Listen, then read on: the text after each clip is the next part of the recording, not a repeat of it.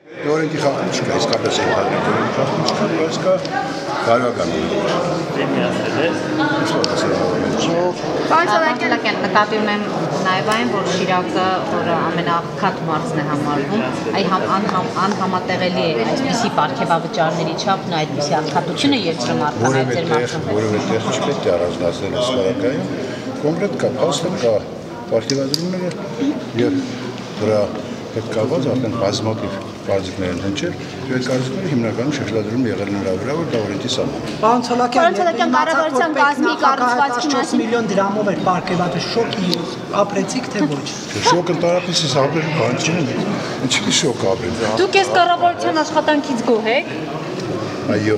Պարոն Սալակյան, պարգևավճարների հիմնավորումն այն էր, որ ՀՀԿ-ի ժամանակ արդեն կազմված է եղել, իներցիայի ուժով փոխանցվել է։ Պարգևավճարները միշտ էլ եղել են։ Այո։ Միշտ եղել են, դա այդպես չի որ չեն եղել։ Ես օրինակ վերցնում եմ կոնկրետ մարզպետարաններ, այն ժամանակ էլի տվել են պարգևավճարներ։ Մենք սա չափի հարցներ տվել են ասենք աշխատավարձի չափ։ Պարոն Սալակյան, ձեզ երբևէ պարգևատրել եք, պարոն Սալակյան, որպես մարզպետ։ Հիմա չեմ արել, նախկինում չեմ հիշում։ Հիմա ինչու չեք արել, ձեր աշխատանքից այդքան էլ գոհ չէիք։ Հա, ես էս գոհ չեմ։ Պարոն Սալակյան, նշվում է, որ նախարարությունների այսպես միավորման գործընթացում շատ կարևոր է նաև արտաքին իրավիճակների նախարարության միավորումը, բայց այդ նախարարությունը չեն միացնում որևէ նախարարության, որովհետև հաշվի են առնում թե ով է նախարարը, նկատի ունեն այդ ծառայությունը, որ մատուցել եք։ Դա մեջ բան չկա, կարող են միավորել, նորից ունել նախարարը, ինչ մասն է խոսքը։ Այդ կան էլ այդպես։ Պարոն Սալակյան, ձեր տեսակետն ինչպես է։ Գտնավոր նախարարությունը շատ կարևոր նախարարություն է, ապագայի հետ կապված։ Շատ կարևոր է, որովհետև այսօր աշխարհում տեխնացի նավետները, բաները դրանք բնակլիմայական փոփոխությունները մյուսը շատ կարևորում են բոլոր տեղերում։ Եվ այս տեսակետից այս նախարարության դերը անգնահատելի է։ Պարոն Սալակյան, պետք է որ սա ոչ թե անջատվի, միանա, այլ ընդհանրապես զարգացման բոլոր հնարավորությունները տրվեց նախարարությանը վերազինման, տեխնիկական զինման եւ այլ եւ այլ։ Իսկ քննարկվել են ընդհանրապես միավորման հարցը։ Պարոն Սալակյան, վարչապետն ասում էր, որ պետական ծառայողները քիչ են ստանում, դրա համար շատ հաճախ այսպես հրաժարվում են, հա, պետական ծառայությունից։ Դուք ինչ մոտիվացիայով եք աշխատում։ Կա այդպիսի բաներ, տեսեք, օրինակ ծրագրավորողների մասով վերցնենք։ Ծրագրավորողը մեզ պետք է հիմնարկում, բայց մեր հիմնարկում մենք չենք կարող իրեն տալ են ֆինանսական, ասենք, ռոջիկ, ասելի ասեմ, աշխատավարձ, ինչ որ կարող են ստանալ մասնավոր գործունեություն ծավալուց։ Բնականին նա չի ուզենա գալ աշխատել, նաև դրանից աշխատանքի որակ կլինի, հենց մեր իսկ մոտիվացիան ես մի քանի անգամ ասել եմ իշն։ Եթե մի քանի տարի պարգևավճար չստանաք, կհրաժարվեք պետական ծառայություն։ Պարգևավճարի համար եմ աշխատում, չես Դե վարչապետը նշում է, որ ցածր է կոռուպցիոն ռիսկ կա, Չէ, դե լավ է, չէ, դե կան։ Հիմա դուք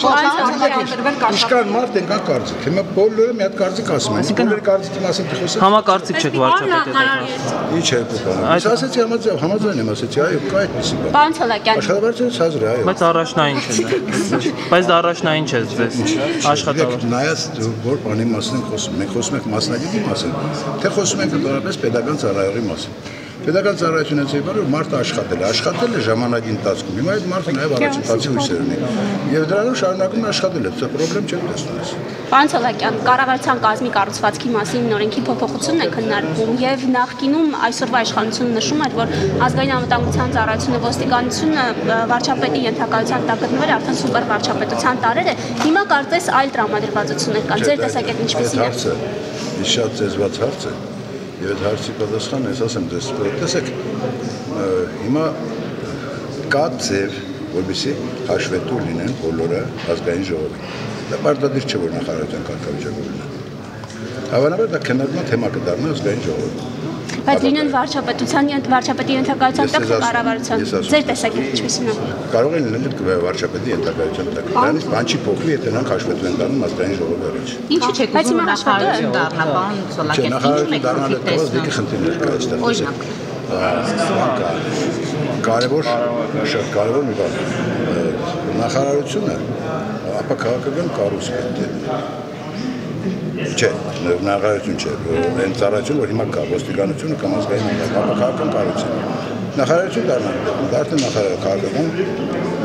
Բայց չէ՞ որ զինված ուժերի դեպքում մենք այդ խնդիրի առաջ չենք կանգնել, ինչն է այդ դեպքում։ Նահանգ զինված ուժերում ստեղծված է գլխավոր շտաբի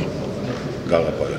եւ նախարարի Պարոն Սուլակյան, ընդդիմությունը բողոքում է։ Տարբերում են, այստեղ հնարավոր չէ ծերի բաներ։ Ընդդիմությունը ասում է չեն գալիս, հաշվետու չեն դինում, հրավիրում են քննարկեն, ազգային ժողովում թող գնան, քննարկեն, պահանջեն, ասեն, ինչ որ ասում են, լիքն են ազգային ժողովի մարդիկ, որոնք այդ գաղափարը տանում են առաջ։ Հիմա կարող են թող տանել առաջ եւ ասեն։ Բայց նրանք մեծամասնություն չեն պարզաբանում։ Դե չի դեպի ինչքան կարող են մեծամասնություն չադրել լինեն, որ կողմն են։ Հանրապետականները քննադատում են այս կառավարությանը, ասում են շուտով սառնարանը մարդիկ բացելու են, դուխով գլխարկեն միայն տեսնել։ Տեսեք, քննադատությունները ցանկացած հանրապետականների թե մեկ ուրիշ կուսակցություն, որ այսօր օպոզիցիոն է, դա քաղաքական պայքար է։ Այդ քննադատությունը միշտ է լինել։ Այսօր կա վաղերքն ուսեր կան, թող քննադատեն ինչ է։ Քննադատության իշխանությունը մի բան է պատասխան, աշխատանքով ապացուցել որ դա սխալ է։ Բնական է ամեն մի քննադատություն կարող է մարդու վրա ազդել, մարդը հասկանում եք, մարդը ընդունում է։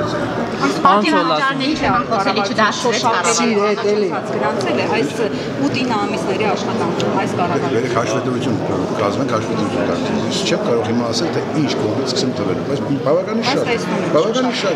Հիմա թվեմ ազատություն, մյուս լիքը բաներ։ Աղքատությունը չի կրճատվել։ Ռեվելկան նորակ չի կարող։ Պարոն Սուլակյան, ձեր նախկին աշխատավարձը ամենացածրն է կբարձրացնի։ Ասում է աղքատը իշքան ուզում է հարստանա, վրից աղքատը հետ է գալիս 10 տարի։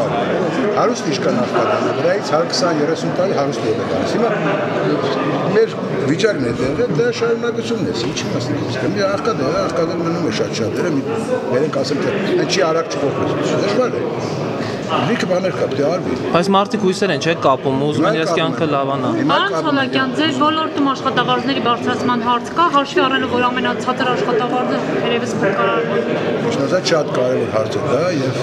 ես դրա հետ կապված բավականին քննարկումներ պետք է անցկացնեմ։ Այսինքն դեռ չեք քննարկել։ Քննարկել խոսել ենք, բայց մենք արդեն ավելի հեռանկար հետ կապված, տեսնենք ինչ։ Պարոն Սոլակյան, պարգևավճարների թեման խոսելի չդարձնի։ Գիտեք, խոսակցության մի հատ այս պիրոտի խոսակցությունը էս էլ կանցնել։ Էս էլ կգնա, էս էլ չի մնա։ Հիմա այս մոդելը էս է խոսակցությունը թեմա է, խոսում եմ արդեն խոսա։ Երևանը կանցնել մի ուրիշ թեմա կճավի, այս թեմայով խոսել։ Ազգային ժողով այդ նախարարների կանչելու գործընթացը նախաձեռնել էին քայլը, ինչպես է գնահատում։ Մեկին կանչեցին պետնախագահին։ Պարոն Սոլակյան, Էդուարդ Շարմազանովը ասում էր, որ իրենց իշխանության տարիներին ներդրումներն ավելի շատ էին, Ղարաբաղի հարցով բանակցությունները ավելի լավ փուլում էին։ Դուք ինչ կարծիք ունեք։ Ասեցի, որ Էդուարդ Շարմազանովը ես մյուսները կարող են ասել, կարող են քննադատել, իշխանությունները պետք է քննադատության պատասխան։ Իրենք չեն քննադատում, մենք ասում ենք մեր ժամանակ ավելի լավն էր։ Եվ այդ քննադատությանը պատասխանը պետք է լինի աշխատանք։